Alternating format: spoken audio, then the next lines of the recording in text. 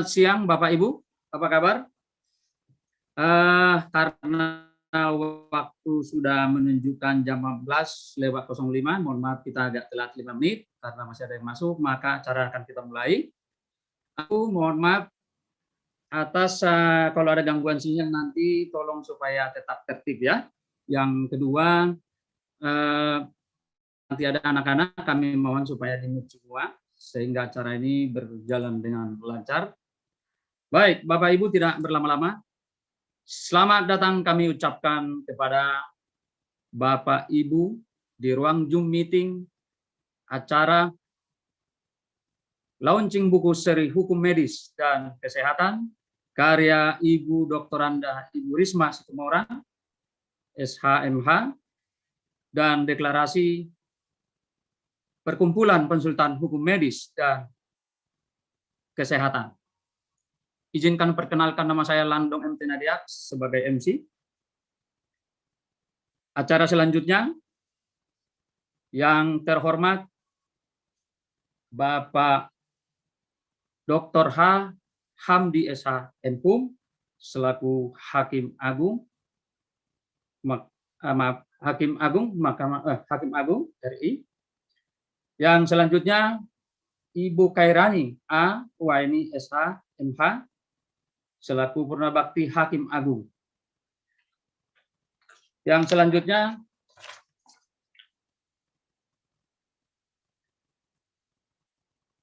Bapak Letnan Jenderal TNI Dr. A. Budi Sulistia SP THT KL MARS selaku Kepala Rumah Sakit Pusat Angkatan Darat RSPAD Gatot Subroto. Yang selanjutnya yang terhormat Bapak Profesor Dr. Toko Santoso SH MH, Guru Besar Hukum Pidana Fakultas Hukum Universitas Indonesia dan salah satu pendiri serta pengawas PKHMK. Yang terhormat Bapak Bapak Profesor Dr. Basuki Rekso Wibowo SH MS selaku Dekan Fakultas Hukum Universitas Nasional dan salah satu pendiri serta pengawas PKHMK. Yang terhormat Bapak Dr. Tunggul D. Situmorang SP PDKH KGH Pinasin selaku dokter spesialis penyakit dalam ginjal hipertensi di MRCC Siloam Hospital dan Ketua Umum Perhimpunan Dokter Hipertensi Indonesia. Yang terhormat Bapak Brigadir Jenderal TNI Dr. Sutan Pinekri Arifin Abidin SPOGK Mars MH selaku Dirbang Riset RSPAD Gatot Subroto. Yang terhormat Ibu Dr. Anda Risma Situmorang SHMH selaku Advokat Senior Kurator, salah satu pendiri dan Ketua Umum PKHMK serta penulis buku seri Hukum Medis dan Kesehatan. Yang terhormat Ibu Rosiana Silalahi, pimpinan redaksi Kompas TV selaku moderator. Yang terhormat Bapak Muhammad Isma SH MH selaku Ketua Umum Asosiasi Advokat Indonesia. Yang terhormat Ibu Dr. Arta Teresia Silalai SH MH selaku Hakim Tinggi pada Pengadilan Tinggi DKI Jakarta. Yang terhormat para pengurus dan anggota Perkumpulan Konsultan Hukum Medis dan Kesehatan. Yang terhormat panitia PKHMK serta bangga. Assalamualaikum warahmatullahi wabarakatuh. Selamat sore dan salam sejahtera.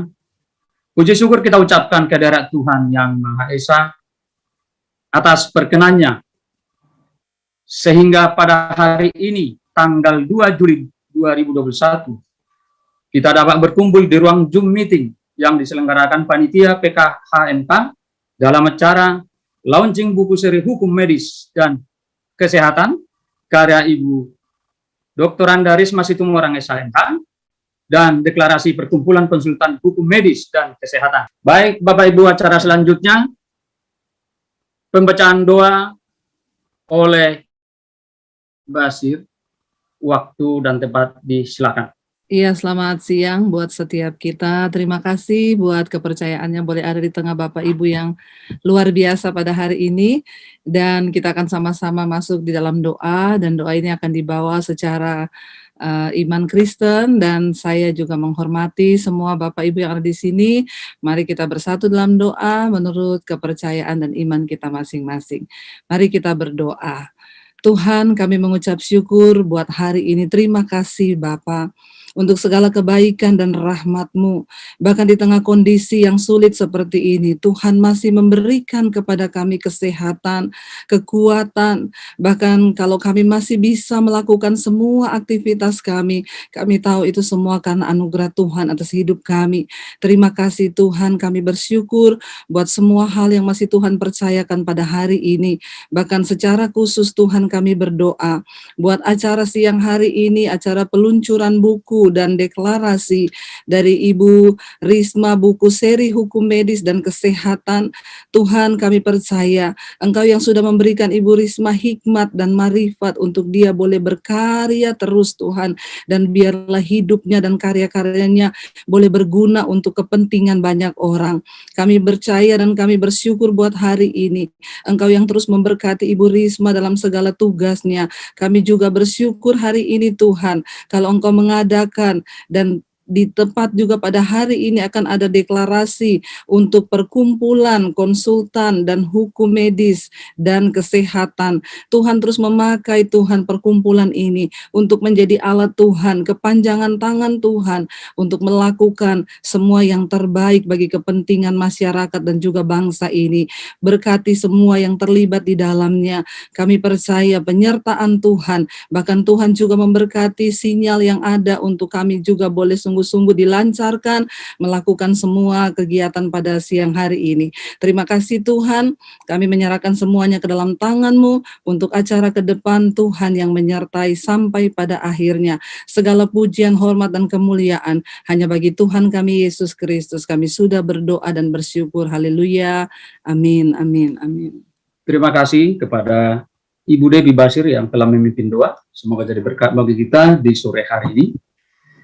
Baik, acara selanjutnya yang kita tunggu-tunggu dan banyak penasaran juga melihat Ibu Rosi. Di dalam diskusi launching buku ini, ada nanti beberapa tanggapan, sehingga Bapak Ibu juga bisa mencermati diskusi ini. Oleh karena itu, waktu dan tempat kami persilakan kepada Ibu Rosi Silalai selaku pimpinan redaksi Kompas TV dan di siang hari ini sebagai moderator. Waktu dan tempat disilakan. Baik, terima kasih atas kesempatan ini. Selamat siang Bapak Ibu sekalian.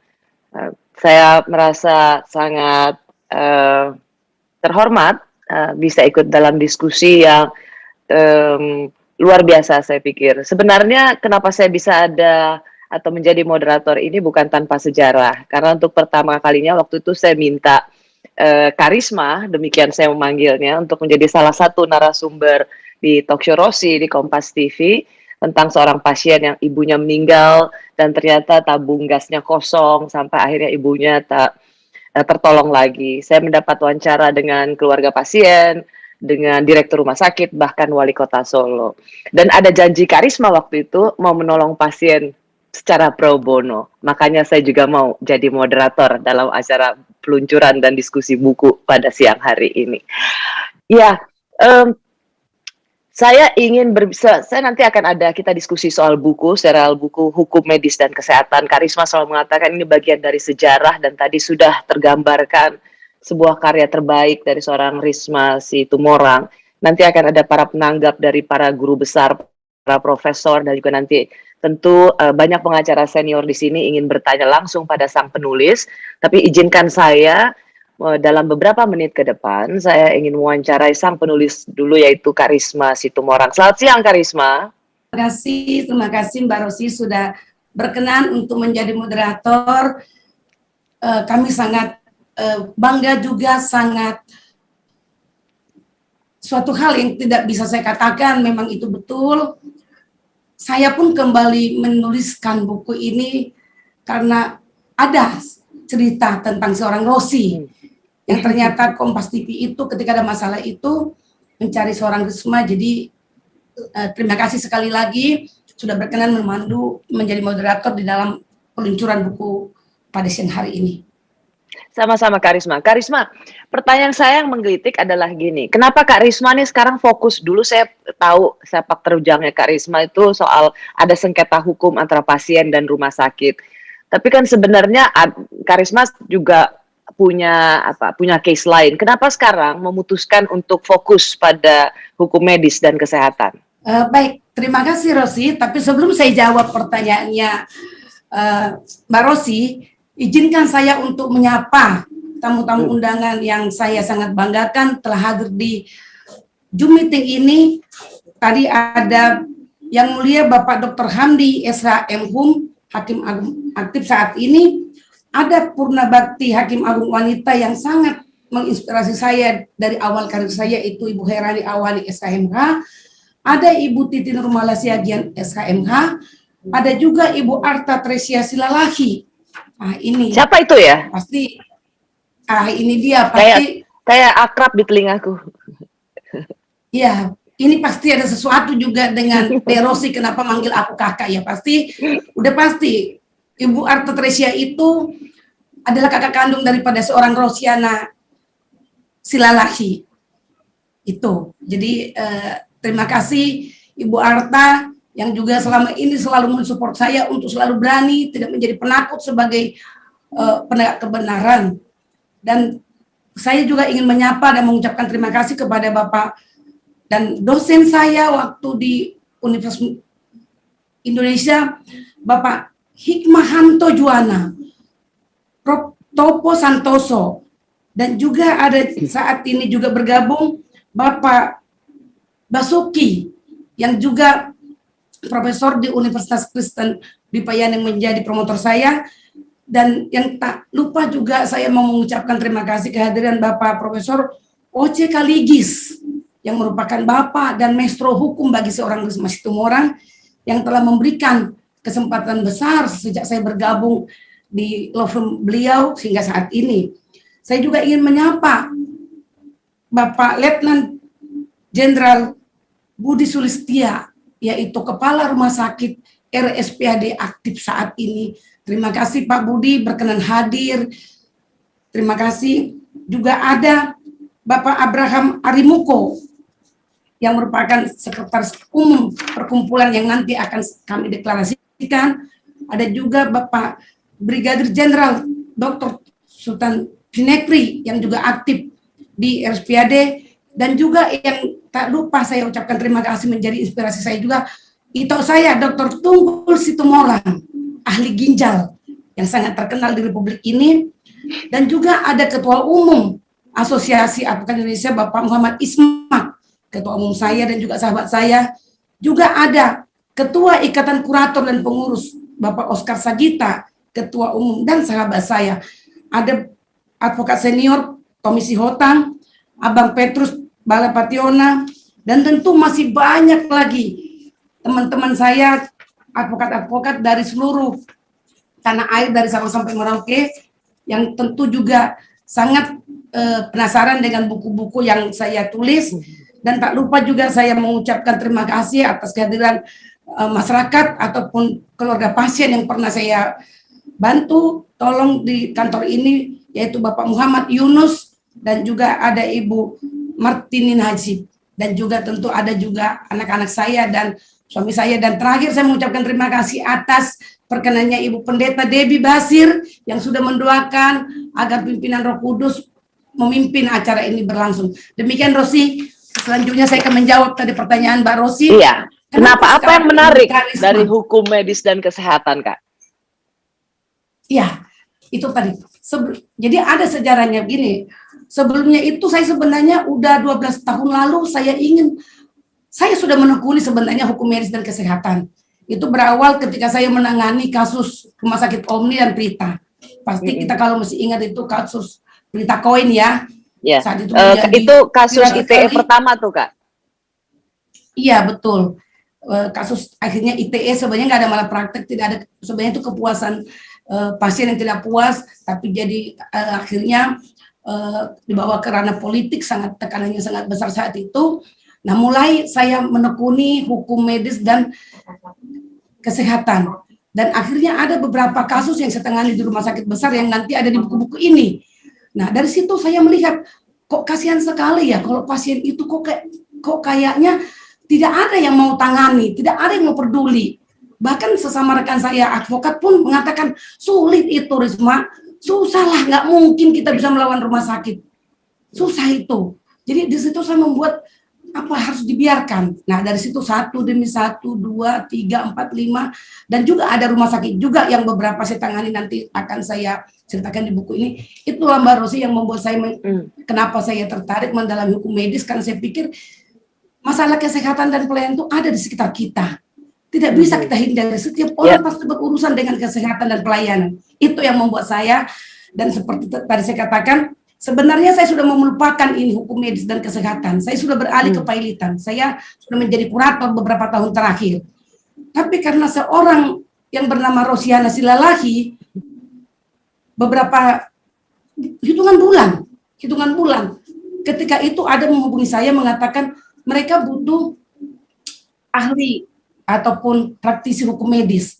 Saya nggak kenal, cuman dia bilang dari Kompas TV. Saya katakan, kok Mbak tahu saya dari mana? Dia mengatakan dari pimpinan redaksi saya, Rosiana Silalahi. Akhirnya saya teringat kembali cita-cita 12 tahun lalu itu. Berarti saya harus kembali kepada panggilan hati saya. Saya nggak bisa lari daripada panggilan ini. Saya berputar lagi, akhirnya saya mengajukan permohonan ulang kepada Unkris. Saya tidak jadi melanjutkan, padahal sudah ujian kepailitan itu, topik kepailitan.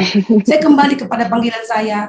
Akhirnya buku-buku saya percepat, saya tulis, dan tiba-tiba Tuhan menggerakkan beberapa kami. Setelah ini kalian harus bikin sesuatu hal. Ini penting. Dan saya menemui beberapa dokter teman saya, advokat, profesor-profesor akademisi, dan ternyata mereka semua menyambut, menunggu-nunggu. Itulah Mbak Rosi. Jadi saya juga tidak bisa lupa kepada seorang Rosiana Silalahi yang membuat saya kembali teringat cita-cita mulia saya ke hukum kesehatan. Itu Mbak Rosi. Terima kasih Karisma.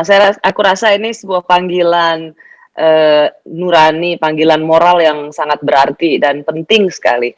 Nah, Karisma, apakah memang Kak Risma tadi sudah dijelaskan, kasihan ya pasien-pasien ini, siapa yang akan memproteksi mereka, siapa yang akan memperjuangkan hak dan kewajiban pasien, karena akan berhadapan dengan konglomerat farmasi, rumah sakit besar. Tadi Kak Risma kan juga menyebut, yang senior-senior bilang susah lah, nggak mungkin. Ini menghadapi konglomerasi rumah sakit besar bukan PR yang gampang gitu. Nah, apakah Kak Risma memang ingin memfokuskan pada membela hak-hak pasien, atau juga di sini Kak Risma mau juga berdiri, karena aku ingat di talk show-nya Rosi waktu itu Kak Risma bilang bagaimanapun juga dokter itu harus tetap punya perlindungan gitu, karena kalau enggak dokter nggak ada yang berani ngambil keputusan. Nah, bagaimana memposisikan seorang Risma Situmorang dalam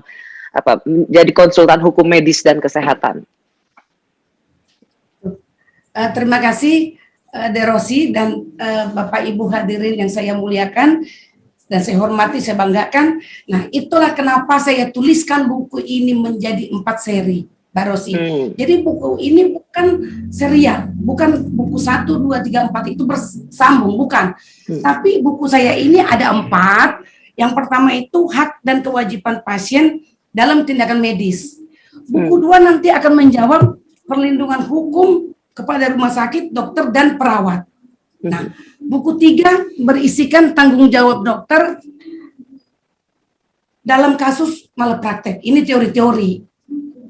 Buku keempatnya itu berisikan sengketa medis, metode melahirkan ataupun waterbirth. Ini sudah terjadi malprakteknya. Jadi kembali ke pertanyaan dari Mbak Rosi, apakah memfokuskan juga kepada nanti perlindungan dokter supaya mereka tenang ketika mereka melaksanakan tugas tindakan medis ya. Jadi di sini lebih fokus kepada dokter. Nah, jadi di sini dalam buku ini nanti ada contoh. Ini ada 2 contoh perkara, dan ini nggak tanggung-tanggung juga rumah sakit yang digugat oleh pasien yang merasa tidak puas dan dokternya. Ketika digugat, merasa dirugikan dan bahkan dituduh ataupun diduga malapraktek dilakukan dokter. Nah, ketika itu bergulir ke pengadilan sampai ke tingkat Mahkamah Agung, itu dinyatakan tidak terbukti apa yang dituduhkan oleh pasien. Jadi di sini dijelaskan bagaimana undang-undang kita, sebenarnya regulasinya udah ada, regulasi undang-undang praktik kedokteran Indonesia ada, undang-undang kesehatan ada, undang-undang rumah sakit ada. Di sini akan dijelaskan nanti apa yang menjadi hak dan tanggung jawab dokter. Sehingga saya merasa ini penting disampaikan kepada masyarakat, terutama pasien dan keluarganya, bahkan kepada dokter supaya terhindar. Jadi intinya begini Mbak Rosi, kan dikenal preventif dan kuratif. Kalau preventif itu mencegah sebelum terjadi ini loh.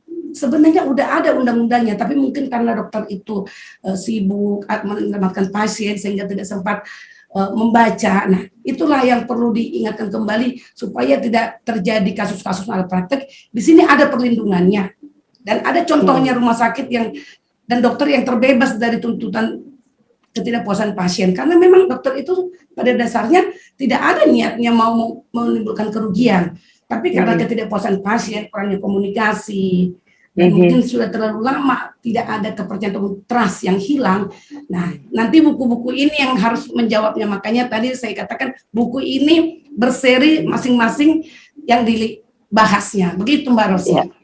Ya, Karisma, karena bagaimanapun juga tenaga medis, dokter, kita percaya mereka adalah pekerja kemanusiaan. Jadi ketika mereka mau mengambil tindakan pada pasien, tentu mereka inginnya semua baik gitu. Sehingga jangan sampai kemudian ketika mereka ada keberanian untuk mengambil tindakan atas pertimbangan yang matang dan masak, tapi itu kemudian digugat.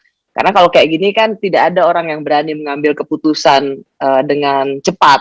Tapi juga Karisma di sini ingin mengatakan pasien itu juga punya hak dan kewajiban untuk menggugat rumah sakit maupun dokter. Ketika pasien itu tidak mendapat perawatan dengan baik, misalnya memang sengaja mengabaikan, ada prinsip ketidakhati-hatian, teledor. Nah, di situ pasien memiliki ruang untuk menggugat pasien dan rumah sakit. Tentu di buku ini akan banyak cerita soal itu juga ya, Kak Risma. Saya tahu ada pasien yang Anda menangkan menggugat berapa miliar tuh ke rumah sakit besar di Jakarta Selatan ini. Benar Mbak Rosi, tadi kan seperti Mbak Rosi bilang perjumpaan kita sebenarnya, maka saya teringat kembali ke cita-cita semula saya, yaitu kasus Rawi yang di Medan itu, yang tabung kosong berujung maut.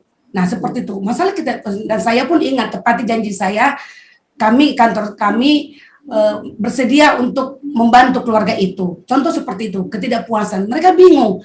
Udah datangi wali kota, datangin rumah sakit, sampai sekarang pun mereka tidak bertemu. Nah, hal-hal seperti inilah sebenarnya yang harusnya bisa dikomunikasikan dengan baik apabila ada orang ketiga atau mediator, atau katakanlah di pihak luar daripada rumah sakit untuk menjembatani komunikasi. Nah, apabila itu tidak tercapai, maka akan terjadi berujung ke pengadilan. Dan di sini ada dua kasus besar di buku satu ini, hak dan kewajiban pasien dalam tindakan medis. Karena pasien itu memiliki hak dan kewajiban, ketika itu dilanggar dan tidak ada penyelesaian yang win-win solution, yang memuaskan dari rumah sakit maupun dokter, bahkan cenderung memang menghindar, tidak mau ketemu. Ini menurut beberapa kelompok kami ini yang perlu dijembatani, sehingga mestinya tidak perlu ke pengadilan. Tidak perlu harus berujung ke pengadilan, tapi karena tidak ada komunikasi, tidak ada pihak ketiga yang netral, yang bahkan mungkin dipercayai, mungkin dokter juga nggak percaya, atau mungkin juga pasien tidak percaya, hal-hal seperti itu Mbak Rosi. Jadi di buku satu ini nanti akan menjawabnya. Karisma, kalau dalam hal dari pengalaman Karisma selama ini, tadi Karisma udah sempat menyinggung nggak perlu ke pengadilan. Sebenarnya solusi terbaik yang seperti apa untuk baik pasien, untuk menggugat rumah sakit misalnya, apakah pidana atau perdata, mana yang sesungguhnya lebih maksimal, optimal untuk mencari keadilan atau mendapatkan keadilan? Nah, ini dia Mbak Rosi, dan saya yakin masyarakat dan para tamu-tamu kita yang ada di room ini pun pasti menunggu-nunggu itu jawabannya. Jadi seperti ini, sebenarnya yang paling ideal ya menurut saya, karena kita ini kan juga bangsa yang bermartabat, yang suka sebenarnya kedamaian, kecuali sangat terpaksa, itu baru berujung ke pengadilan itu ya. Sebenarnya dalam undang-undang rumah sakit sudah diharuskan, sudah lama ada komite mediasi. Jadi mesti ada komite mediasi, sudah diatur dalam undang-undang rumah sakit, tapi sampai sekarang itu belum pernah dibentuk. Nah, sehingga ketika masyarakat ada masalah dengan dokter atau rumah sakit, mengadulah ke ID yang dikenal MKEK, Majelis Kehormatan Etik Kedokteran.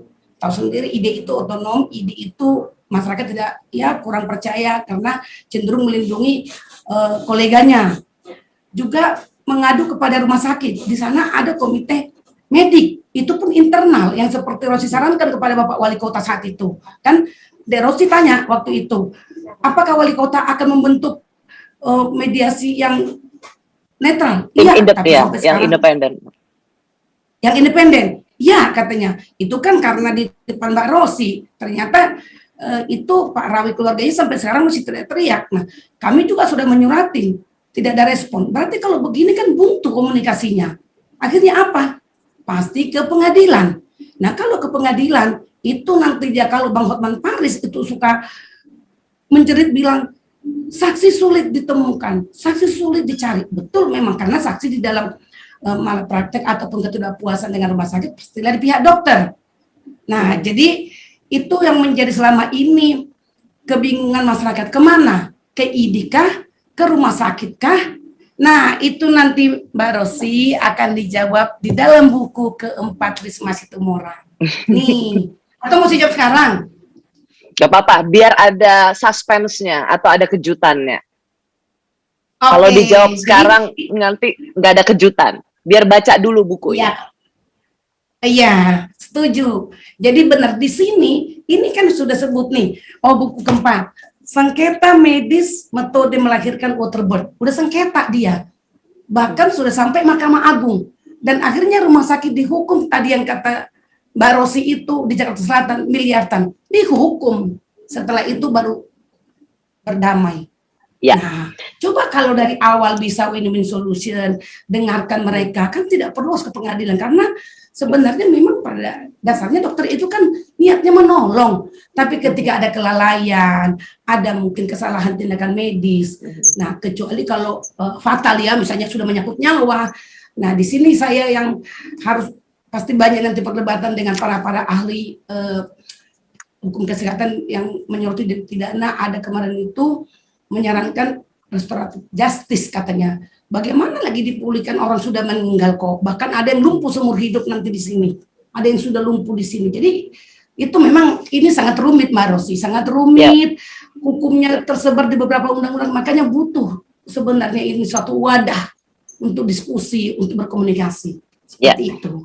Baik, Karisma, saya ingin masih banyak sebenarnya ingin aku tanyain ke Karisma, tapi supaya semua dapat giliran, terutama kalau saya lihat di chat ini Bang Petrus ini sudah ingin nanya. Bang Petrus sabar dulu ya Bang ya, nanti pasti aku kasih kesempatan pertama untuk nanya Bang Petrus. Saya mau memberikan kesempatan pada 3 penanggap dulu yang tadi sudah disebutkan nama-namanya. Saya memberikan kesempatan pada Profesor Hikmanto Yuwana. Mas Hik sudah ada? Ya, sudah ada saya di sini. Wow, ini kalau saya lihat Instagramnya exercise terus ini, waduh mau ngalahin Ade Rai kayaknya. Mas Hik sehat? Sehat ya? Sehat, alhamdulillah. Habis baru positif ini, tapi udah negatif, alhamdulillah. Tanpa gejala. Good. Pokoknya yang penting kita sehat jasmani dan sehat hati, sehat rohani, sehat dan waras. Betul sekali. Mas Hik, aku kasih kesempatan 5 menit boleh ya, boleh lebih dikit tanggapi apa yang tadi yang ada dalam bukunya Karisma ini. Silakan Prof Hik. Terima kasih. Jadi Rosi, pertama saya ingin menyampaikan selamat kepada Ibu Risma. Selamat karena 2 hal, 3 bahkan. Selamat ulang tahun, selamat peluncuran bukunya, dan selamat atas terbentuknya perkumpulan yang diinisiatifi oleh Ibu Risma. Nah, kebetulan Bu Risma ini mantan mahasiswa saya, ya. Waktu S2 sih ngambilnya tentang kekayaan intelektual. Tiba-tiba mau beralih ke kepailitan. Tapi ujungnya adalah sekarang di dunia kesehatan. ya. Tapi apapun itu, yang penting adalah saya pesankan kepada Ibu Risma, kita harus profesional. Dalam artian kita harus melakukan riset yang baik, mengetahui permasalahannya, dan tentu nantinya akan digunakan untuk apa. Nah, saya sudah membaca, walaupun tidak secara detail, 4 buku yang ditulis oleh Ibu Risma. Tadi sudah dikatakan bahwa yang pertama adalah saya, katanya Ibu Risma, ingin memberikan pemahaman kepada pasien. Apa sih hak-hak pasien? Itu yang ada di buku 1. Ya, hak-hak pasien. Penting memang, pasien itu harus tahu hak-haknya, dan tentu kalau misalnya nanti ada hal-hal yang tidak sesuai dengan harapan, tentu pasien punya 2 opsi. Pertama, pasrah, ya, atau yang kedua, dia akan menyampaikan permasalahan ini ke pihak-pihak yang bertanggung jawab, nanti ujungnya juga bisa jadi sengketa. Tapi yang ingin saya katakan di sini adalah jangan semua digeneralisasi. Ya, dokter itu atau rumah sakit bahkan perawat itu bukan Tuhan. Yang menentukan kita sembuh atau tidak itu adalah Tuhan. Ya, tugas dari dokter adalah mengupayakan agar kita bisa sembuh. Demikian juga tenaga perawat ataupun rumah sakit. Tetapi memang bukannya tidak mungkin, namanya manusia ada keteledoran. Dan kalau kita bicara keteledoran, maka ada tanda kutip nih, sanksinya. Itu yang kita bicara soal malpraktek. Ya. Tapi malpraktek ini nggak bisa yang menentukan ini yang bukan ahlinya. Biasanya akan ditentukan oleh yang ahlinya dulu. Baru kalau ahlinya mengatakan bahwa memang ini betul malpraktek, baru kemudian apakah itu mau ke perdata atau ke pidana. Jadi saya kurang setuju juga kalau misalnya ada yang tidak sesuai dengan harapan diadukanlah ke misalnya polisi, ya pidana, langsung kemudian dituduh bahwa ini melakukan penganiayaan. Lalu hukum yang berbicara. Harusnya menurut saya harus dilihat dulu, karena memang ada pihak penengah. Nah, pihak penengah ini dalam dunia kedokteran di Indonesia adalah MKDKI. Nah, kemudian Bu Risma juga menulis satu lagi buku tentang perlindungan hukum rumah sakit, dokter, dan perawat. Karena apa? Karena ada kecenderungan ya bahwa pasien kalau tidak puas ya itu tadi langsung mempermasalahkan. Bahkan untuk pihak-pihak tertentu, oknum tapi ya, ini dijadikan sumber mendapatkan uang yang tidak benar. Ya, Bapak, Ibu, dan saudara-saudara sekalian, saya ingatkan bahwa dokter, perawat, ya sudah biayanya mahal, sekolahnya lama, lalu kemudian harus menghadapi berbagai permasalahan. Ya, mereka melakukan tindakan takut dibilang salah, tidak melakukan tindakan pembiaran dibilang juga salah. Jadi kita harus pahami dalam konteks seperti apa. Ya, nah oleh karena itu Ibu Risma dalam buku 3-nya ini mengingatkan bagi tenaga kesehatan, ya dokter khususnya, bagaimana sih tanggung jawab seorang dokter ketika terjadi yang disebut sebagai malapraktek, ya malpraktek ini. Ya, ini yang dibuat oleh Bu Risma, dan tadi seperti disampaikan oleh Ibu Risma, ini loh kalau misalnya secara ilmu tuh teorinya teori, ini loh kasus konkretnya dalam hal ini ditulis di buku keempat, yaitu sengketa medis, mengambil studi kasus metode kelahiran dalam air. Ya, nah tapi tadi bagus juga tuh Rosi tanya sama Bu Risma, maunya berpihak kemana nih, ya kan? Karena kalau orang hukum itu, apalagi lawyer, satu fakta itu bisa dilihat dari 2 perspektif yang berbeda. Ya, bahkan ada yang bilang, mohon maaf nih teman-teman yang lawyer, katanya maju tak gentar bukan membela yang benar, katanya. Membela yang bayar. Tapi bayar itu jangan dianggap harus dengan uang. Ya, dengan idealisme bisa juga. Dibayar dengan idealisme. Tapi keberpihakan itu pasti harus ada.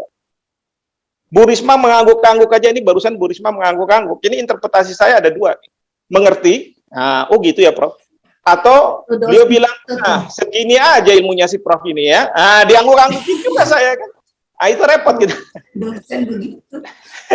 Tapi gini, ya saya melihat Bu Risma dengan idealismenya ingin mengatakan bahwa, Prof, saya menulis buku ini, menceritakan ini, tapi saya sebagai seorang praktisi, saya akan membela siapapun yang saya anggap sebagai benar menurut perspektif saya. Dan saya akan perjuangkan itu.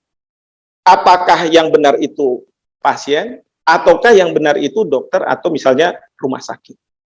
Ya.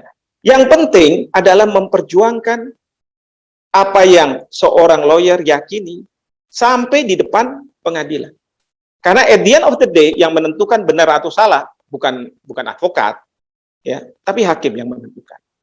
Nah, ini yang saya lihat dari 4 buku dari Ibu Risma, walaupun tadi bukan sebagai apa kayak ada sinetron tersanjung 1 sampai 8, bukan gitu ya. Memang ini berdiri sendiri-sendiri, tapi memberikan perspektif masing-masing. Perspektif pasien, perspektif rumah sakit, dokter, dan tenaga keperawatan, terus kemudian perspektif ketika terjadi malpraktek, dan kemudian studi kasusnya seperti apa. Jadi saya rasa akan sangat baik bagi para tenaga kesehatan, pasien untuk membaca buku Bu Risma ini, ya, karena saya lihat ini dengan 4 buku yang ditulis oleh Ibu Risma, ini sebentar lagi beliau sudah melangkah ke dunia akademis seperti saya. Saya dulu sama Ibu Risma kita belajar dari seorang lawyer besar yaitu Pak Oce Kaligis. Ya, saya dapat ilmunya dari beliau, gitu ya. Banyak sekali yang saya dapat tips-tipsnya dan lain sebagainya. Tapi pada satu titik memang Pak Kaligis bilang sama saya, Hik, garis tanganmu itu nggak bisa jadi advokat katanya. Udahlah, kau jadi dosen aja, gitu ya. Tapi alhamdulillah dengan saya jadi dosen, Pak Kaligis pun mengikuti jejak saya untuk menjadi guru besar. Dan alhamdulillah sudah menjadi profesor juga, Prof. Kaligis. Demikian, Rosi, yang bisa saya sampaikan. Terima kasih. Selamat. Terima kasih. Terima kasih, Prof. Hikmahanto. Jadi kelihatan ya, hebat juga Pak Oce bisa ngelihat dari garis tangan, oh ini bisa cari duit, oh ini jadi guru besar aja. Tapi kan, ya biar guru besar juga tetap established, karena itu yang paling penting. Terima kasih sekali lagi Prof. Hikmahanto Yohanan untuk perspektifnya, betul sekali ya. Memang saya rasa nih Karisma ini masih bisa jadi sedang menciptakan brand baru untuk seorang lawyer, karena selama ini kan sengketa medis ini belum punya nih mau kemana, idikah, majelis etika, penyelesaiannya pidana kah atau perdata lah. Jadi siapa tahu ini apa yang tengah diperjuangkan oleh seorang Risma Situmorang ini bisa menjadi kekhasan beliau. Karena tadi kalau kita bilang dan termasuk perspektif dari Prof. Hikmahanto, ini tidak melulu tentang hanya membela satu pihak, tapi bagaimana mencari keadilan, apakah itu keadilan bagi pasien, ataukah keadilan bagi profesi dokter, dan disinilah seorang Risma Situmorang menjadi top of mind, baik untuk para dokter, tenaga medis, maupun para pasien. Oke, selanjutnya penanggap kedua saya berikan kesempatan kepada Dr. Tunggul D. Situmorang. Tadi sudah sempat dikenalkan oleh Kak Risma. Dr. Tunggul, selamat siang. Selamat siang, Bu Rosi yang super. Silakan, dokter. Saya berikan waktu sekitar 5 menit, boleh lebih-lebih dikit. Silakan, Dok. Baik, terima kasih Ibu Rosi yang super, ya.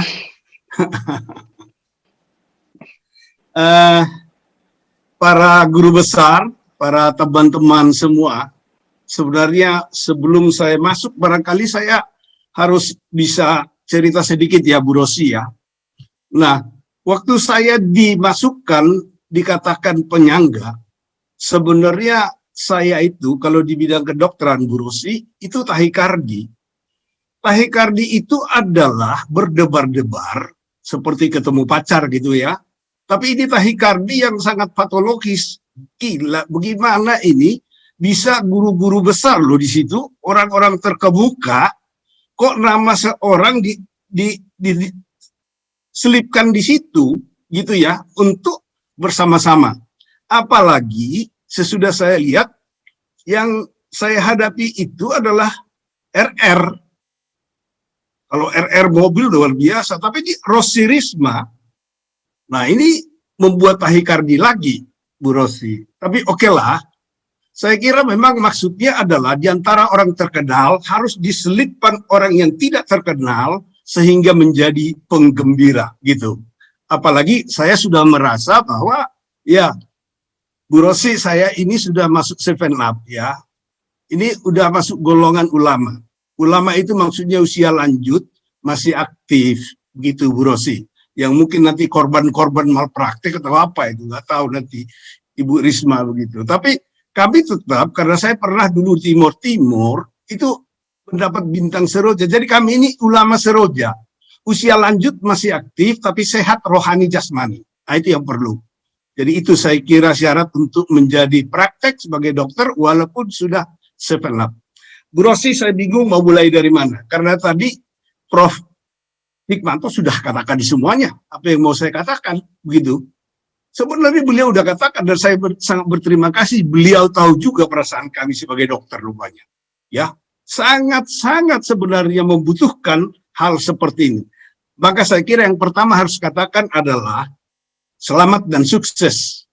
Untuk itu yang saya harus sebut ibu sekarang. Bu Dr. Anda Risma Situmorang SHMH. Ini menjadi suatu karya saya kira yang ditunggu-tunggu oleh banyak orang. Kami sebagai praktisi. Karena ini tadi sudah dikatakan ada 4 buku ya.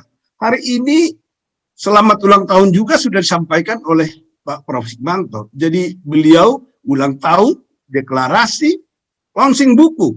Buku satu saja untuk di launching susah. Ini 4. Nah, seorang perempuan dibanding dengan saya walaupun fam kami sama, saya belum punya 1 buku, dia 24. Jadi sangat luar biasa. Kami banggakan. Nah, kalau saya lihat buku yang 4 ini, tadi sudah dikatakan, pertama adalah prevention, hak dan kewajiban pasien ya, dalam tindakan medis. Yang kedua, itu adalah perlindungan hukum rumah sakit, dokter, dan para perawat. Dan yang ketiga adalah tanggung jawab hukum dokter dalam malpraktek yang sering kita temukan. Dan yang keempat itu adalah soal sengketa, sudah terjadi. Jadi sebenarnya bisa dicegah. Saya sebenarnya hanya membaca sedikit karena tidak banyak waktu untuk semuanya. Nanti akan kami pelajarin lagi tentunya, karena ini memang di dalam keseharian kami.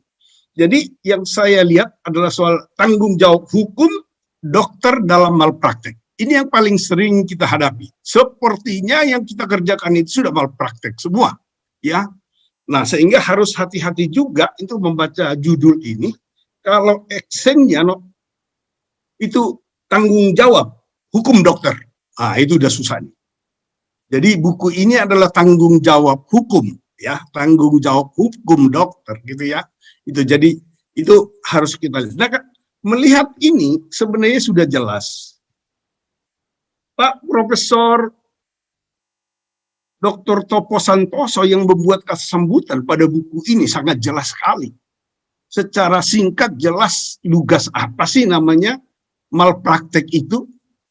Keseharian kami selalu kami hadapi, ya mungkin nanti Ibu Risma juga memang mendapat kasus-kasus itu. Suatu persepsi yang sangat berbeda dari segi pasien, maka malpraktek adalah tidak mencapai apa yang diharapkan. Ya, dari segi dokter sebenarnya jelas definisinya dikatakan di sini, malpraktek adalah kesalahan atau kelalaian yang dilakukan oleh tenaga medis dalam melaksanakan profesinya yang tidak sesuai dengan standar profesi dan standar prosedur operasional. Akibat kesalahan atau kelalaian tersebut pasien menderita luka berat, cacat, bahkan meninggal dunia.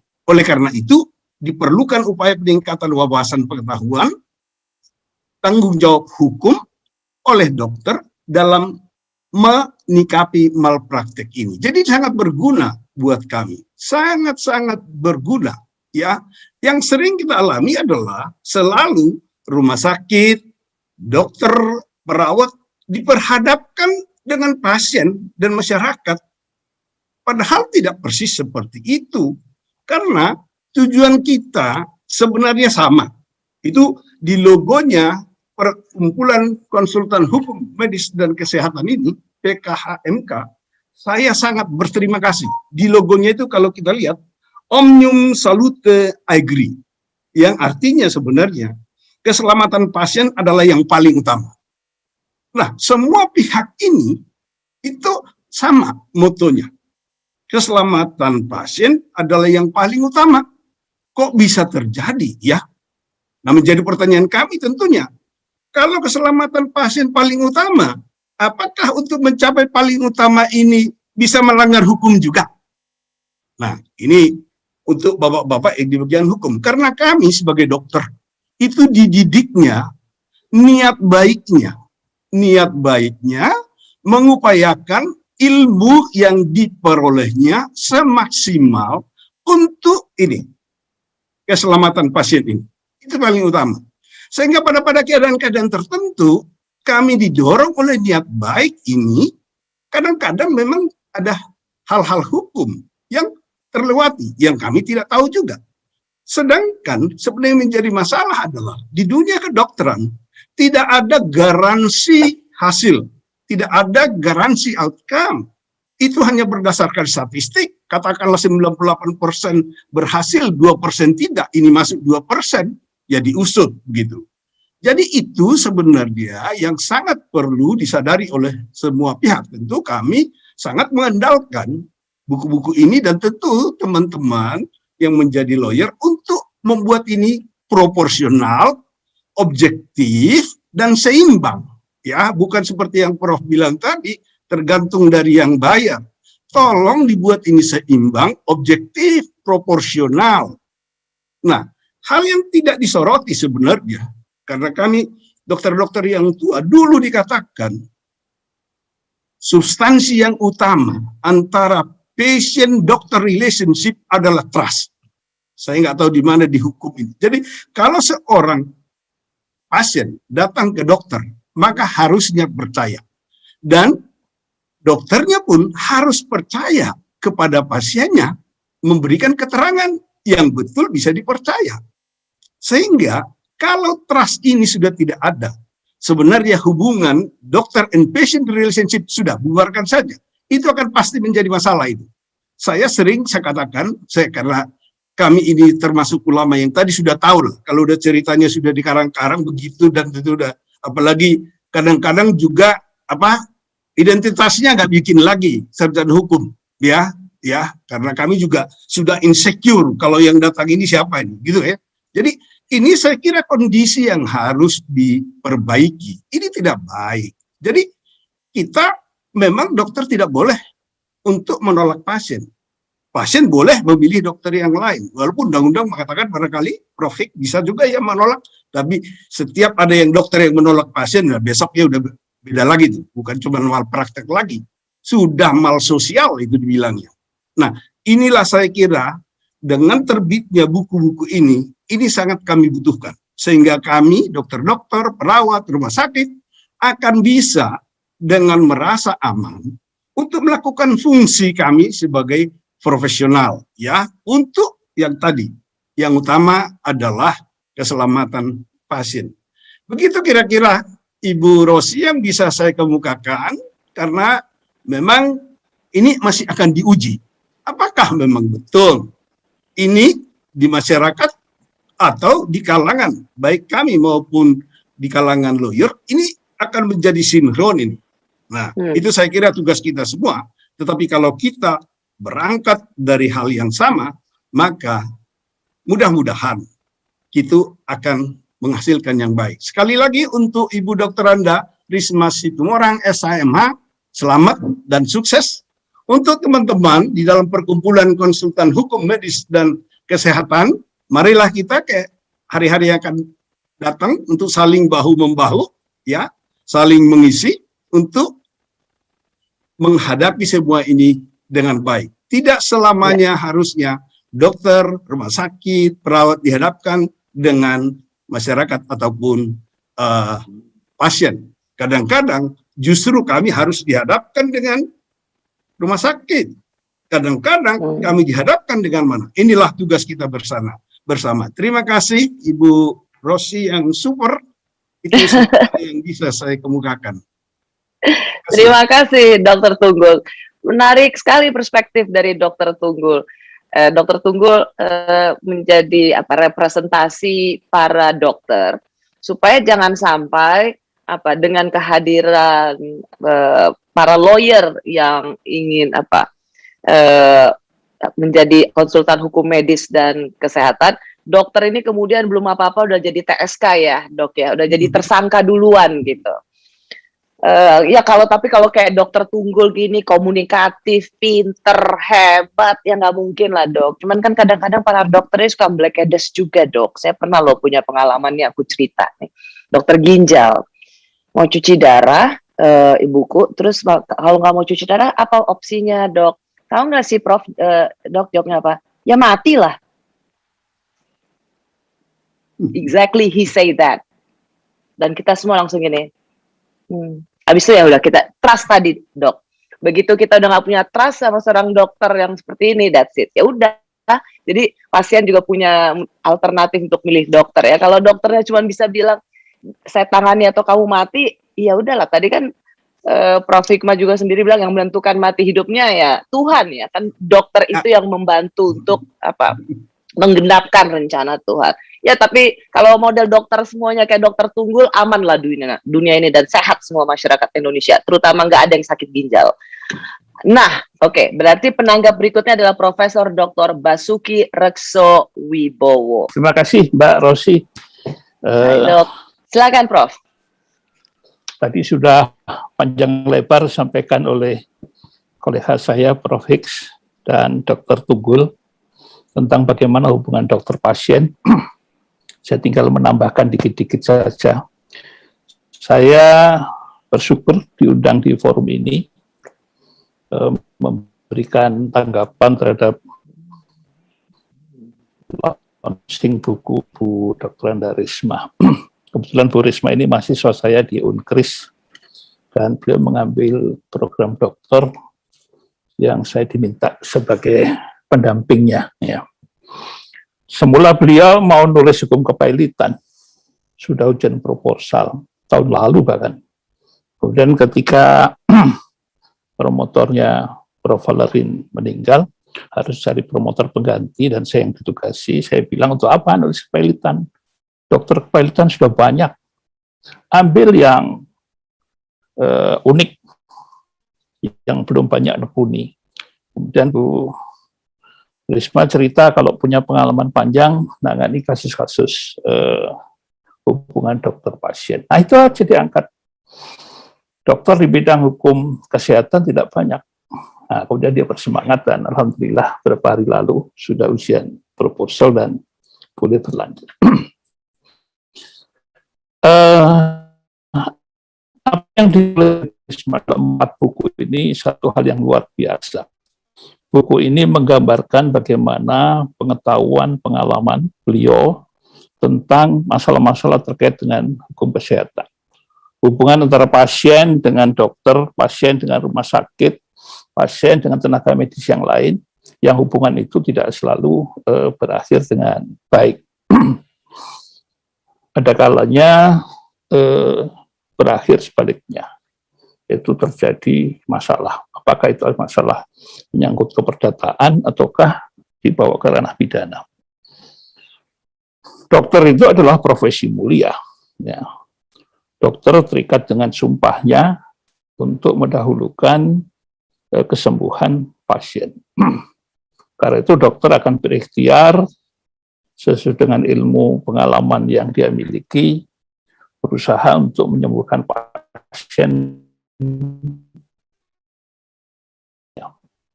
Tentu di sana ada SOP, ada yang mengatur bagaimana dokter bertindak.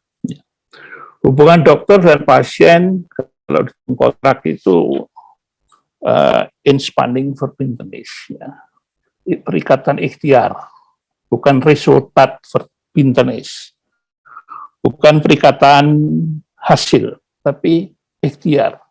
Jadi dokter mengikhtiarkan dengan ilmunya, pengalamannya, pengetahuannya untuk membantu kesembuhan pasien. Tapi hasil akhir apakah itu bisa sembuh ataukah tidak, itu tentu bukan menjadi wilayah kompetensi dokter.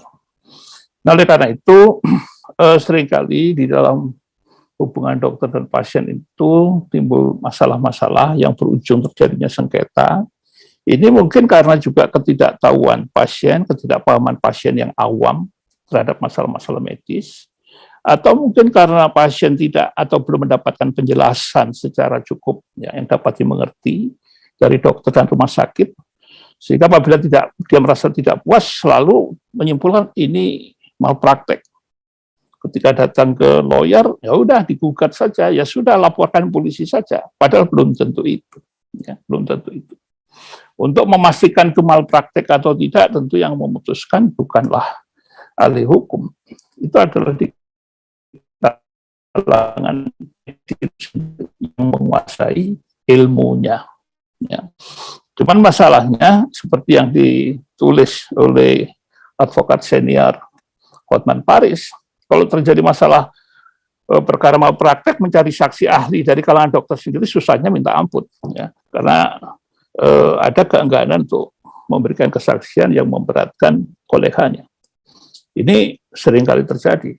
Ini yang disebabkan oleh karena kuatnya jiwa korsa ya, dari kalangan dokter untuk tidak begitu saja memberikan keterangan. Tapi hal yang terpenting menurut saya dari apa yang ditulis oleh Bu Risma dalam bukunya ini, pemahaman masyarakat pada umumnya, ya sebelum dia sakit artinya belum jadi pasien, tentang apa yang menjadi hak dan kewajiban, langkah-langkah penanganan apa yang akan dilakukan, sehingga sejak awal pasien itu sudah memperoleh informasi yang cukup. Ya. Sehingga sebelum dilakukan tindakan medis itu ada persetujuan pasien, ya, ada informed consent yang harus disepakati bersama. Nah, demikian juga bagi dokter dan rumah sakit, ya, tidak dapat begitu saja dipersalahkan manakala timbul sesuatu yang diduga sebagai malpraktek.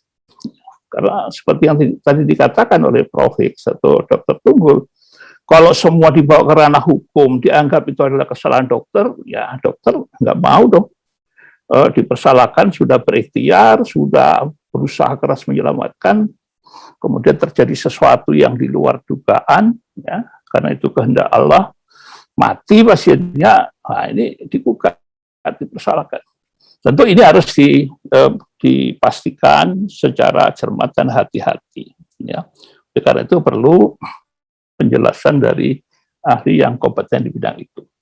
Jadi yang diperlukan perlindungan hukumnya itu bukan hanya pasien sebagai pengguna jasa kesehatan, ya, tetapi juga para pemberi jasa kesehatan, apakah itu dokter, para medis, perawat, bidan, termasuk kelembaganya yaitu rumah sakit. Dua-duanya harus mendapatkan perlakuan hukum yang sama. Karena itu dapat dimengerti kalau Bu Risma menulis buku yang kedua terkait dengan perlindungan hukum bagi rumah sakit, dokter, dan perawat. Jadi balance. Kita tidak bisa mengatakan secara a priori, ya pasti ini dokternya salah. Tidak bisa. Hukum akan melihat masalah itu kasus per kasus. Hakim tentu kalau itu dibawa ke pengadilan akan mempertimbangkan itu secara seksama berdasarkan fakta bukti yang ada untuk menentukan siapa yang bersalah dan harus bertanggung jawab. Nah, sedangkan buku yang ketiga tentang hukum dokter dalam malprakteknya sudah disimpulkan bahwa telah terjadi kesalahan dalam penanganan medis. Nah, ini adalah tanggung jawabnya baik dari segi pidana maupun perdata. Pasien berhak menuntut kerugian baik material maupun imaterial terhadap dokter maupun rumah sakit. Nah, tetapi yang terpenting dari semua itu adalah bagaimana mendidik pasien atau warga masyarakat secara umum mengenai hak-hak yang dia miliki, kewajiban-kewajiban yang harus ia tunaikan berkenaan dengan penanganan medis. Ketika berinteraksi dengan dokter, dengan perawat, dengan rumah sakit. Begitu juga sebaliknya, bagi dokter, perawat rumah sakit juga memberikan pelayanan sebagaimana mestinya, sesuai dengan kompetensinya, sesuai dengan kewenangan prosedurnya, tidak menyalahgunakan. Orang tidak sakit dibilang sakit, tidak perlu opname disuruh opname. Harusnya rawat jalan disuruh rawat inap, ya, supaya apa? Supaya argonya untuk inap itu jalan. Ya. Ini hal-hal yang saya kira kasat mata semua orang tahu. Ya. Tidak perlu dibedah, ya, dibedah gitu saja, setelah itu dijahit kembali. Pasien tidak akan tahu apa yang sudah dilakukan di dalam. Nah, ini persoalan-persoalan kasuistis yang bisa muncul di dalam praktek. Dan yang terakhir, sengketa medis dalam metode melahirkan dalam air. Ini sesuatu yang baru, ya. Waterbirth sesuatu yang baru, yang itu tentu ada risiko-risiko yang timbul. Terakhir, ingin memberi catatan bahwa buku-buku referensi tentang hukum medis dan kesehatan di Indonesia belum banyak. Buku-buku Bu Risma ini memberi kontribusi pengayaan referensi tentang hukum etik dan kesehatan, bukan saja bagi mahasiswa hukum, bukan saja bagi profesi hukum, tetapi juga mahasiswa kedokteran dan para pekerja medis. Itu sedikit catatan saya untuk Bu Risma. Selamat ulang tahun Bu Risma, panjang umur, sehat selalu. Makasih Mbak Rosi. Sama-sama, matur nuwun sangat Prof. Waalaikumsalam. Tadi saya senyum-senyum waktu Prof bilang nggak perlu dibedah, nggak perlu nginep, harus nginep, nggak perlu operasi, harus operasi. Biasanya kalau ibu-ibu tuh yang melahirkan kan itu ada tuh dok, kalau dokter ginjal harus cuci darah, pokoknya nggak ada jalan lain cuci darah. Kalau habis melahirkan bayinya dianggap kuning, jadi dimasukin mesin. Pasti ada-adanya tuh dok yang mestinya nggak begitu, dia harus digitu-gituin. Ya dok, thank you dok. Selamat siang Prof. Topo Santoso sebagai penanggap berikutnya. Ya, selamat siang Mbak Rosi. Ya, sebetulnya siang, tadi Prof. saya sudah siap tadi. Ya, saya terima kasih untuk undangannya dan saya menyampaikan selamat dulu nih untuk Bu Dr. Anda Risma Situmorang, SHMH. Mbak Risma, saya bilang Mbak Risma ini alumni UI juga, ya. Selamat untuk penerbitan buku ini. Saya kira luar biasa. Jadi menulis buku itu, orang mau beli buku itu kan beberapa pertimbangannya ya.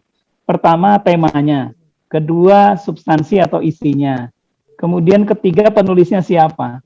Nah kalau kita lihat dari temanya atau substansinya, ini tema yang tadi seperti disampaikan oleh senior saya tadi dan kolega saya Prof. Hikmahanto, juga senior saya Prof. Basuki. Ini tema yang sebenarnya sangat penting, sangat menarik, ya, tetapi buku-bukunya atau literaturnya untuk di Indonesia belum banyak. Padahal kalau di luar negeri sudah sangat banyak. Nah, jadi untuk segi tema ini saya kira buku yang sangat menarik, ya, sehingga mudah-mudahan nanti banyak nih yang mencari buku ini. Yang kedua adalah substansinya atau isinya. Tadi Prof. Basuki sebenarnya sudah menguraikan secara ringkas ya isi buku ini, dan tadi Mbak Risma juga sudah menyampaikan secara ringkas ya inti-intinya ketika ditanyakan oleh Mbak Rosi.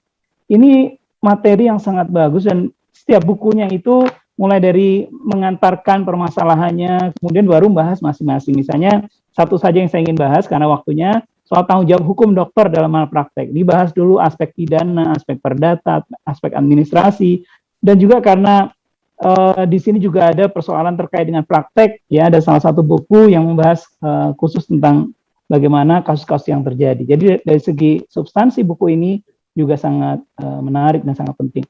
Dan yang ketiga adalah penulisnya. Nah, penulisnya itu Mbak Risma tadi sudah disampaikan juga dan tadi sudah disinggung oleh Mbak Rosi dan juga penulisnya bahwa Mbak Risma ini pernah menangani beberapa kasus ya terkait dengan malpraktek, terkait dengan hukum medis, hukum kesehatan.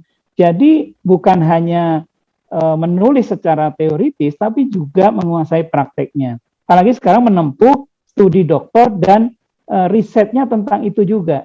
Jadi biasanya itu kalau mengukurnya, kalau disertasi itu orang ingin mencapai karya puncaknya begitu ya. Jadi kalau profesor itu kan sebetulnya bukan gelar ya. Profesor itu kan jabatan. Jadi ini nggak usah ngejar-ngejar profesor. Profesor itu jabatan. Jadi yang kalau disertasi itu sebagai karya puncak seorang doktor, Mbak Risma sudah menulis soal hukum terkait dengan medis dan juga kesehatan. Saya kira ini memang sudah cocok lah Mbak Risma untuk menulis buku ini. Apalagi nanti setelah selesai doktor mungkin akan berlanjut nih karya-karyanya. Jadi sekali lagi selamat untuk terbitnya 4 buku ini. Mudah-mudahan sukses ke depannya dan juga perkumpulannya ini saya kira satu perkumpulan yang datang tepat pada waktunya.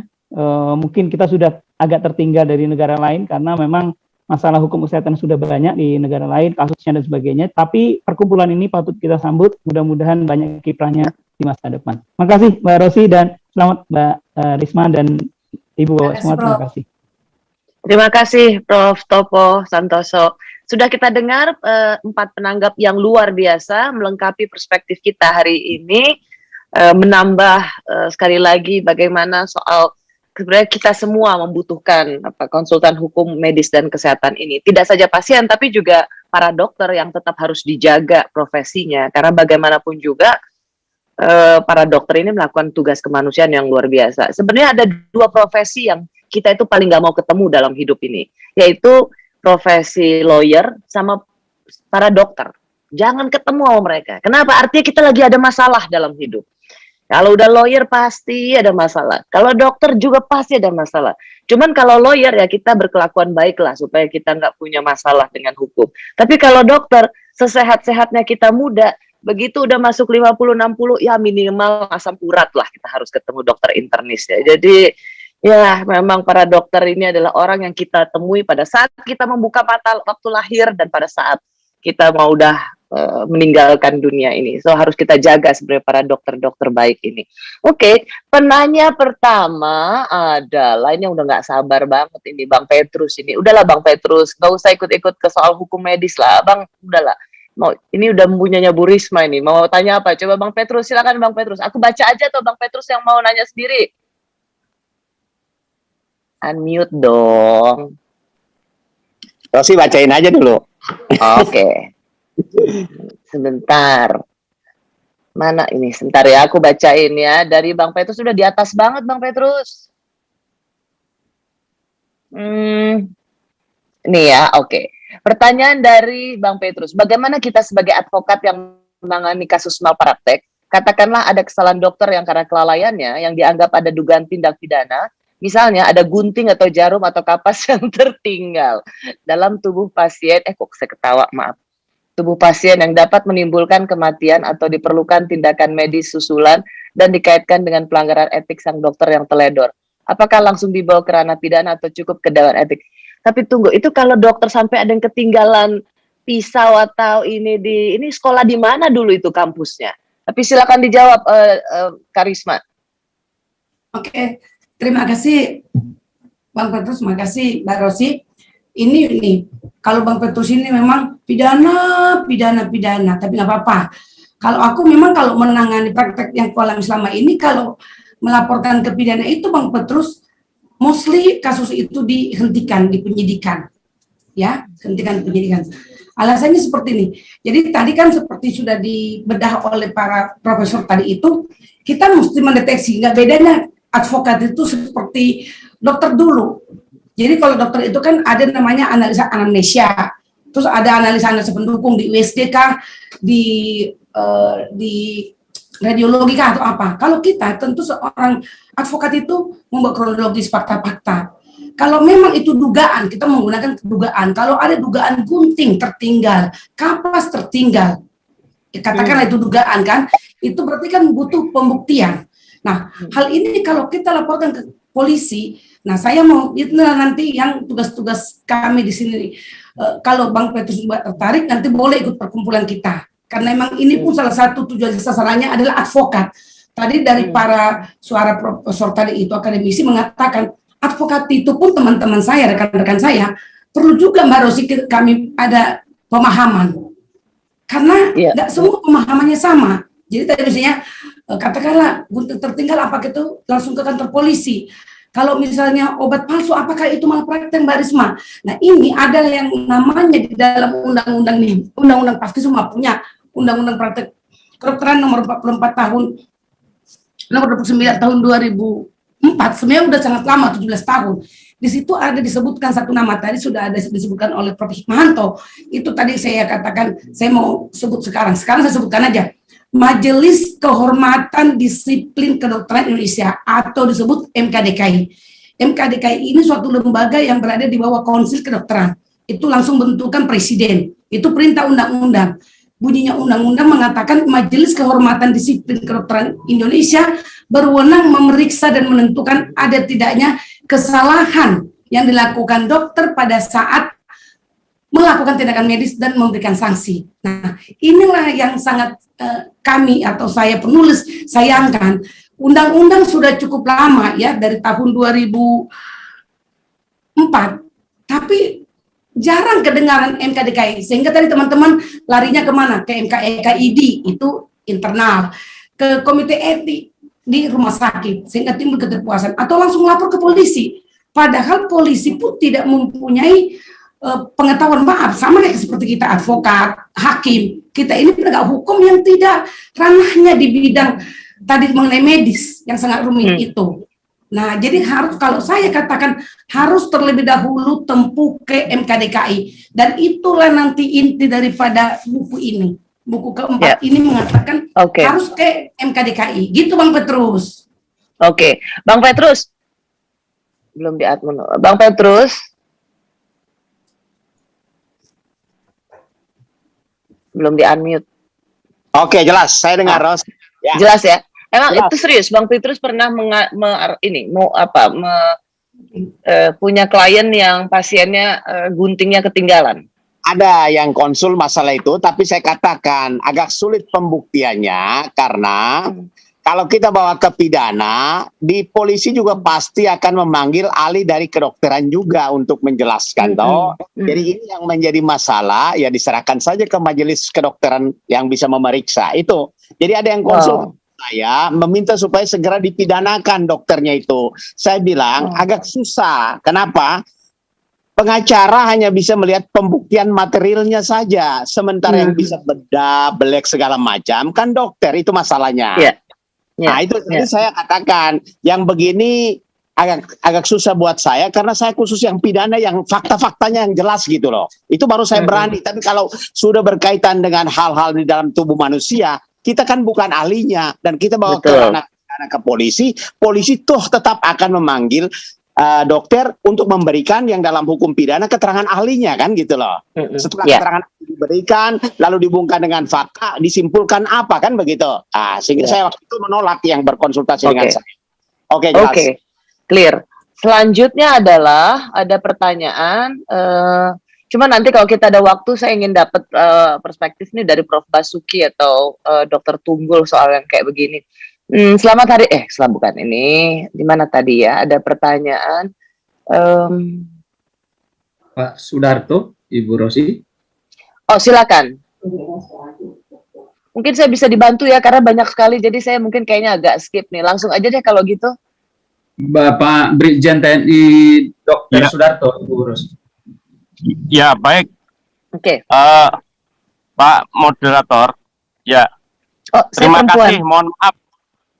Bu Ros, ya baik Bu. Mohon maaf, saya di jalan. Ada yang saya tanyakan ini sama Ibu Risma Situmorang ini. Ini pengacara hebat ini. Saya hanya lihat di televisi aja Ibu ini.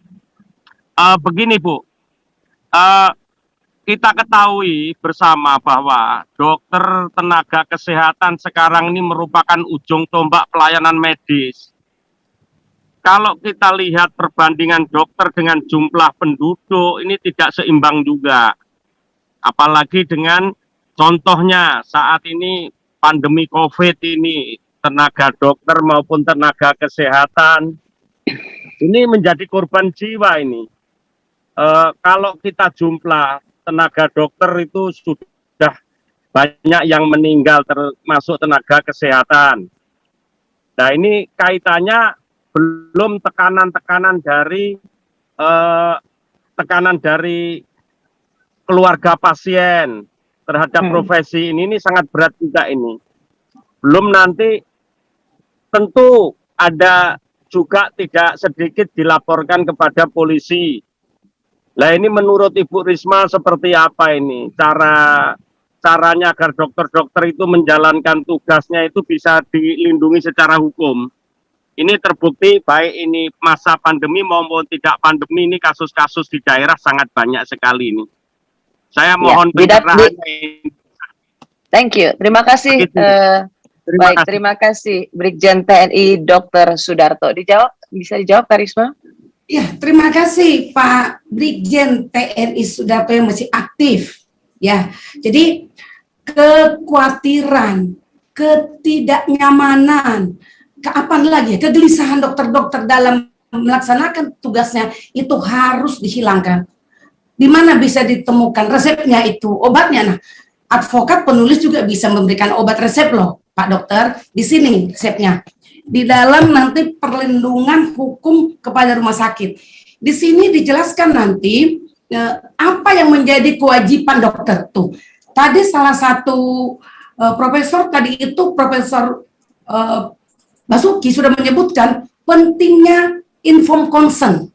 Nah, informed consent ini juga salah satu yang sering menjadi membawa dokter-dokter itu diseret ke ranah pengadilan ataupun ke polisi ya, karena polisi administratif agak jarang, paling pencabutan STR ataupun registrasi. Nah, semua tahu kalau kita ke rumah sakit pasti ada disodorkan formulir yang namanya itu informed consent.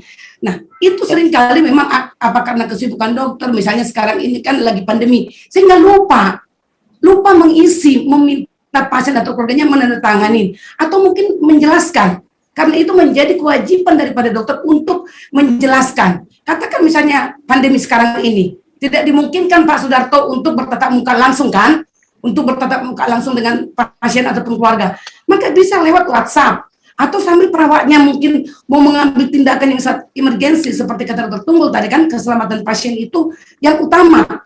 Karena nggak bisa tunggu dulu, tunggu keluarganya dulu, tunggu dulu suaminya pasien baru tindakan. Nanti salah lagi dokternya. Intinya, kalau dokter sudah melaksanakan apa yang menjadi kewajiban yang sudah diatur di dalam undang-undang atau perkonsil, itu pasti dokternya, katakanlah ada masalah ketidakpuasan, ada laporan malpraktek, dokternya bisa terbukti tidak melakukan malpraktek. Di sini ada 2 contoh kasus. Tapi kalau dokternya lalai, katakanlah tidak ada niatnya untuk membahayakan pasien, tapi tidak menjelaskan sebab akibat daripada suatu tindakan, tidak membuat informed consent, atau mungkin dia malah menyuruh suster, perawat, nakes. Nah, itu Pak Sudarto, tolong disampaikan ke teman-temannya, jangan pernah dilakukan, karena itu akan bisa membawa dokter bahaya. Jadi, sepanjang dokter itu sudah melakukan sesuai standar profesional, sudah sesuai dengan kedisiplinan, ilmu yang sesuai kolegialnya, maka percaya Pak Sudarto, nggak usah takut, zaman COVID pun bisa diatasi dengan WhatsApp, dengan lisan mungkin. Kalau dulu kan kita harus hadapan-hadapan dengan dokter. Mungkin dengan lisan, dengan telepon. Itu kuncinya, Pak Sudarto. Terima kasih. Terima kasih, Karisma. Itu semoga menjawab ya, Dr. Sudarto. Saya juga ingin mempersilakan, saya rasa ada nih, Bang Tommy Sihotang ada di sini yang mau nanya, Bang Tommy.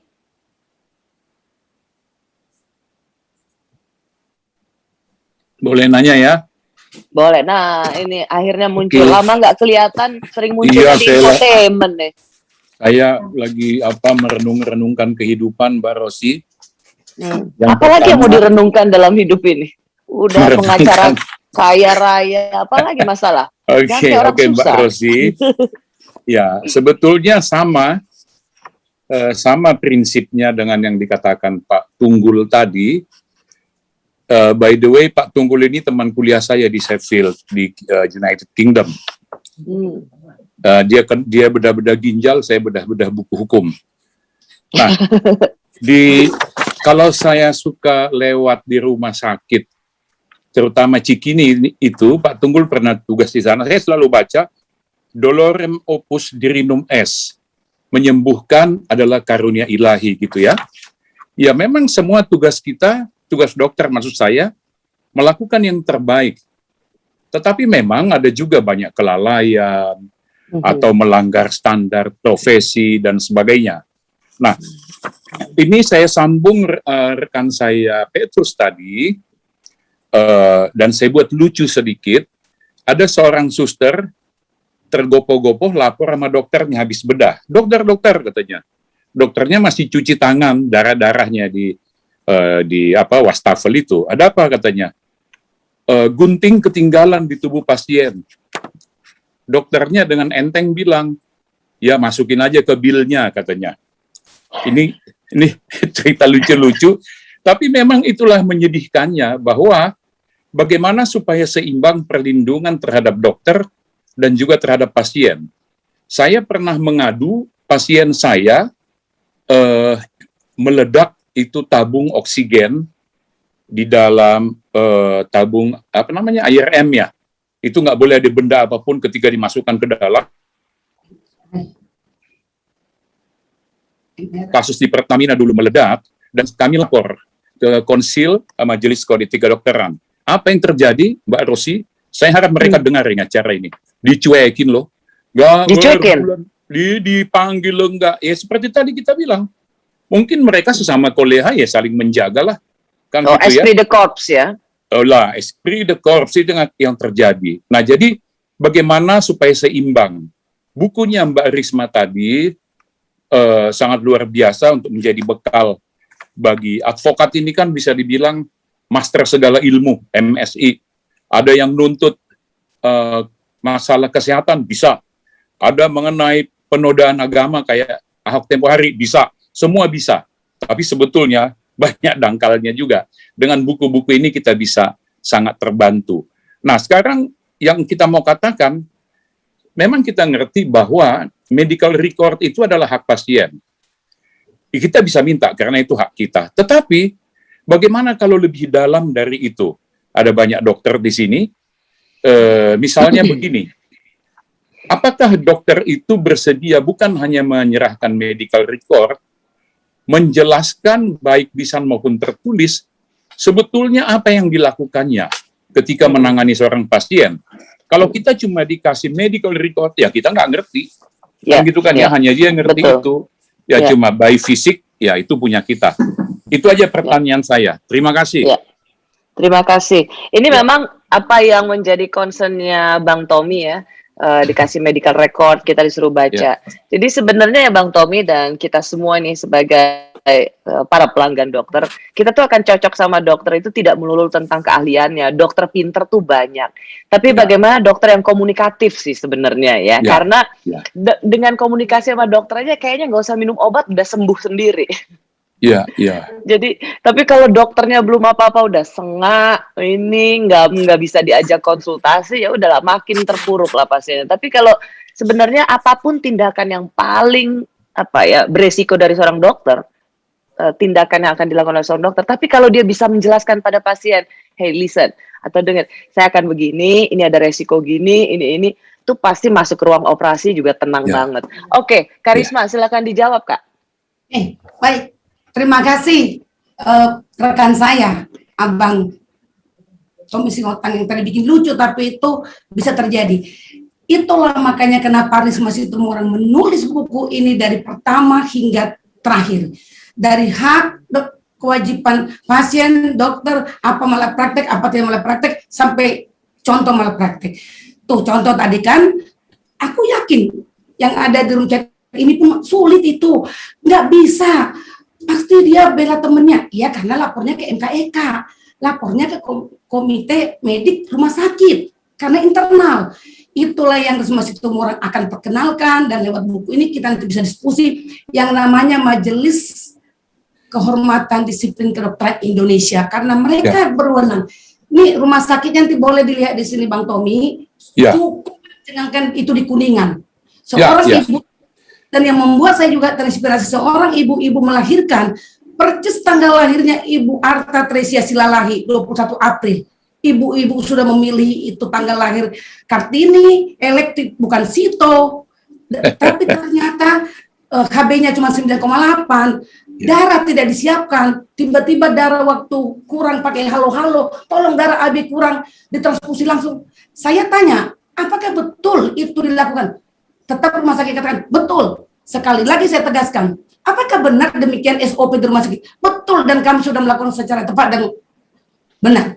disitulah seorang orang itu memuncak kemarahannya. Saya pikir akal sehat saya pun, dan ada rekan saya juga itu dokter, sesama dokter, tentu jangan ke dokter kuping, Bang. Kalau dokter kuping melahirkan, jangan abang perginya ke dokter mata, nggak nyambung. Perginya ke dokter yang sama. Jadi kita mesti tahu sebagai advokat, nggak masuk akal ini, mendeteksi awal. Ketika dokter mengatakan itu nggak emboli, kalau emboli itu langsung masuk ke paru-paru, oksigennya mati, nggak sempat angkat rahim, nggak sempat transfusi darah. Nah, kita sarjana hukum mana ngerti itu, Bang, mesti sekolah dokter kita kan. Dari situlah saya mulai tanya sana bagaimana cara, dan akhirnya saya temukan jawaban tentu, dan saya bagi dalam 4 buku kepada rekan-rekanku advokat. Itulah persembahanku. Aku memperjuangkannya itu dari tahun 2012, berarti 8 tahun. Sementara teman-temanku pengacara tinggal baca bukunya 4 kali langsung bisa. Itu, Bang. Tuh, belajar 1 hari dari buku Risma. Terima kasih. Terima kasih. Yes, terima kasih Bang Tommy pertanyaannya. Ini ada pertanyaan saya mau pilih ya. Ini saya rasa menarik, ya, apalagi Ibu Rosi. Yes. Ya. Mohon izin Ibu Rosi, mungkin satu lagi pertanyaan, karena pertanyaan cukup banyak, tapi waktu kita kan masih banyak, ini masih ada sesi 2. Jadi mohon izin satu lagi mungkin bisa diambil Ibu Rosi dari chatroom. Dari chatroom, iya. Ini dari Pamuji Siswanto SH. Pertanyaannya adalah begini, bila terjadi malpraktek pada pasien sampai meninggal dunia, kalau keluarga pasien takut melaporkan karena berbagai macam tekanan dari rumah sakit. Namun, jika menulis di medsos, maka dianggap melakukan perbuatan yang tidak menyenangkan atau melanggar ITE nih, pasti kena pasal dalam ITE. Menurut Ibu Risma, apa yang harus ditempuh oleh keluarga pasien tersebut? Terima kasih. Itu sebagai pertanyaan terakhir. Baik, straightforward aja Mbak Rosi sama rekanku yang tadi bertanya. Nggak usah tanya-tanya ke medsos, nggak usah tanya ke Mbak Google. Kan dalam buku ini, tanyalah kepada MKDKI, Majelis Kehormatan Disiplin Kedokteran Indonesia. Karena MKDKI itu sebenarnya seperti semacam kuasi peradilan. Dia akan memanggil dokter, bagaimana waktu itu HB-nya, siapa perawat yang terlibat, bagaimana dia memeriksanya. Nah, itu dia akan panggil juga dokter ahli yang sama. Jadi telinga ke telinga, dokter kandungan pogi ke pogi, dan itu menurut saya MKDKI sebenarnya sudah cukup objektif, karena baik pengadu, namanya bukan pelapor ya, bukan penggugat, pengadu sesuai undang-undang kedokteran. Jadi baik pengadu maupun teradu tidak boleh memasukkan atau mengajukan dokter, tapi MKDKI lah yang akan membentuk tim advok. Sebenarnya ini MKDKI ini bukan barang baru juga Bang Tommy sama rekanku. Yang pertama dari sarjana hukum dulu, pertama kali MKDKI sudah pertama ada Prof. Otto Hasibuan dari sarjana hukum. Yang kedua Sabir Ali, yang baru-baru ini rekannya Pak Basuki, wakil MKDKI. Cuma entah kenapa ada juga di sana rekan-rekan kita yang sarjana hukum, kenapa ini nggak kita dengar ya? Maksudnya kenapa berita baik ini para kita advokat nggak ngerti? Kalau ada dugaan malpraktek, jangan ke polisi dulu, jangan ke perdata dulu, tapi ke MKDKI. Itulah yang Risma kupas tuntas dalam 4 buku ini. Baca bukunya, kalau ada kurang jelas boleh ditelepon Risma Situmorang. Begitu. Baik. Jadi dibeli bukunya Bang Tommy, jangan minta. Pasti dibeli, udah dipesan. Ya. Kalau begitu, rasanya pengen masih banyak, saya sih masih pengen membiarkan banyak pertanyaan, juga nanya ke Kak Risma, karena apa yang terjadi soal sengketa hukum medis dan kesehatan ini kan sebenarnya sering menjadi keseharian dari kita. Tetapi nggak apa-apa, nanti dibikin lagi. Inilah enaknya di masa blessing in disguise di masa pandemi ini. Kalau kita mau bikin diskusi-diskusi ini kan kita bisa dari tempat manapun, bisa sambil duduk-duduk, bisa sambil santai-santai. Terima kasih banyak untuk mereka semua yang sudah hadir dalam acara ini. Secara khusus terima kasih Prof. Hikmawanto, Dr. Tunggul, Dr. Topo Santoso, Profesor Dr. Basuki Reksowibowo, dan para penanya lainnya. Kak Risma, saya mohon diri sudah menunaikan tugas saya sebagai moderator dan memandu diskusi pada siang hari ini. Selamat sekali lagi Kak Risma, selamat ulang tahun, selamat atas peluncuran bukunya, selamat untuk perkumpulan konsultan hukum medis dan kesehatan, yang saya yakini perkumpulan ini adalah perkumpulan yang tidak saja untuk mencari jalan keadilan bagi pasien, tetapi yang juga menjaga serta melindungi marwah dan martabat para dokter. Terima kasih sekali lagi Kak Risma, selamat ya. Saya kembalikan acara ini kepada Master of Ceremony, Pak Landang. Silakan Pak Landang. Baik, terima kasih Bu Rosi. Kita tepuk tangan dulu sama Ibu Rosi. Tepuk tangan dulu dong. Bukan dulu mute-nya ya. Pamit ya. Terima kasih Kak Risma. Congrats. Terima kasih Bu Rosi. Terima kasih. Baik. Bapak Ibu masih tetap di tempat. Kita melihat dulu profil daripada Ibu Risma ya. Kita lihat dulu videonya.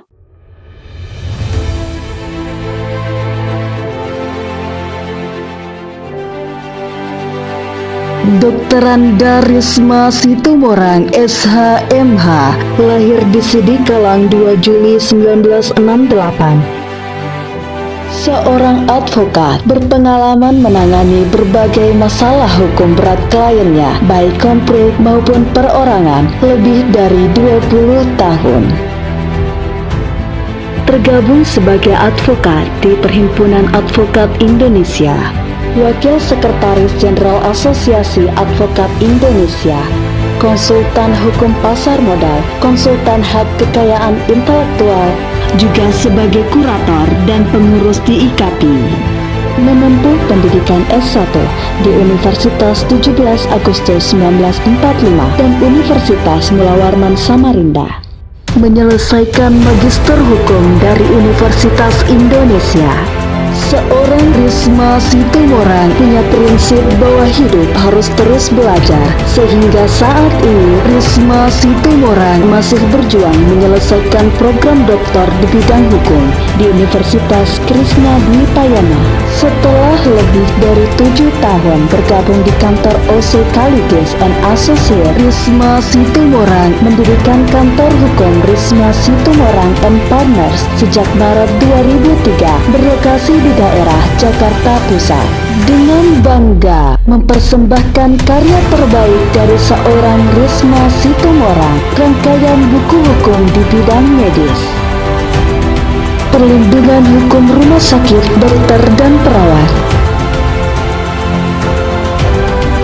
hak dan kewajiban pasien dalam tindakan medis, tanggung jawab hukum dokter dalam malpraktek, sengketa medis metode melahirkan dalam air, waterboard. Semoga ilmu seorang Risma Situmorang yang dituangkan dalam buku-buku ini bermanfaat untuk masyarakat luas. Terima kasih Bapak Landong, terima kasih buat semua tadi para penanggap dan penanya. Dengan berakhirnya tanya jawab sesi pertama acara peluncuran buku akan kita masuki dengan ucapan puji syukur kepada Tuhan Yang Maha Esa. Maka saya Risma Situmorang secara resmi meluncurkan 4 buku seri hukum medis dan kesehatan. Dengan ini resmi saya luncurkan.